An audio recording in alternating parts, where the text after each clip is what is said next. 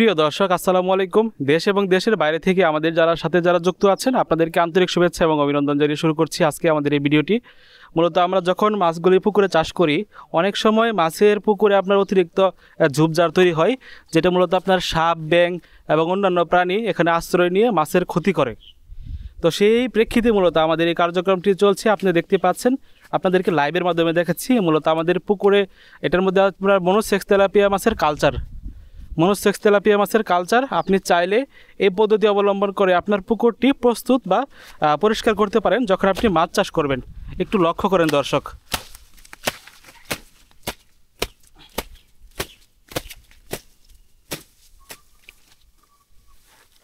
মূলত কীভাবে কাজটি আপনার অতি দক্ষতার সাথে কাজটি করা হচ্ছে, এটা মূলত একটা পেশাদার একজন লোক দরকার, যে কিনা সর্বদা এই কাজে নিয়োজিত।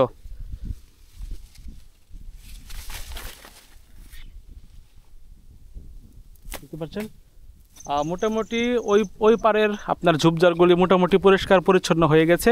মূলত এই যে আপনার এই পারের গুলি এখন পরিষ্কার করা হচ্ছে।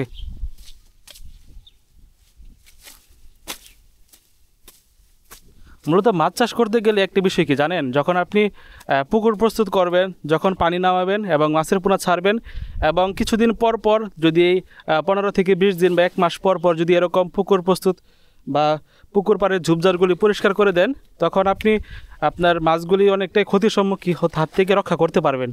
কারণ এদের আপনার প্রিয় বাসস্থান হচ্ছে এগুলি আপনার সাপ, ব্যাঙ, তাছাড়া অন্যান্য যে আমাদের গুই সাপ আছে। তো গুই সাপ মূলত এদের উৎকৃষ্ট স্থান বা আপনার পছন্দের স্থান হচ্ছে এই ঝোপঝাড়গুলি। মূলত আপনি দেখতেই পাচ্ছেন কীভাবে এগুলি পরিষ্কার করা হচ্ছে। মূলত আজকের ভিডিওতে অতিরিক্ত কোনো কিছু মূলত আকর্ষণ নেই, কারণ আমাদের মূলত মাছের পোনা দেখানোর চেষ্টা করছি না, কীভাবে মূলত আমাদের পুকুর প্রস্তুত করা হয় বা পুকুর মাছ চাষকালীন সময় কীভাবে কী করে থাকি আমরা, তো সেটা আপনাদেরকে দেখানোর চেষ্টা করছি।